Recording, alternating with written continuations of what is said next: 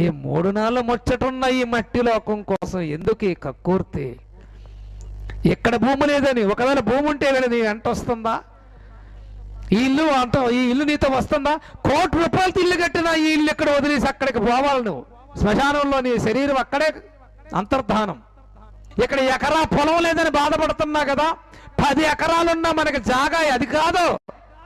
అల్లా శ్మశానంలో 6-3 అర్థం అవ్వలేదు. ఇంకా 10 ఎకరాలున్నా 20 ఎకరాలున్నా ఇది మనకి పర్మనెంట్ ప్లేస్ కాదు. ఆ వల్లకాట్లో శ్మశానంలో గొయ్యి తవ్వడానికి 6 అడుగులు పొడవు 3 అడుగులు వెడల్పు తవ్వితేనే చక్కగా శవం అందులో దిగుతుంది పెట్టే. శ్మశానంలోనే ఉంది నీకు 6-3.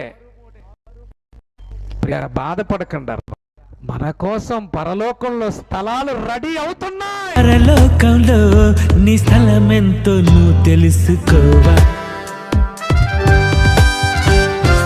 ఈ లోకంలో ఏ స్థలము కొనలేదని దిగులేలా.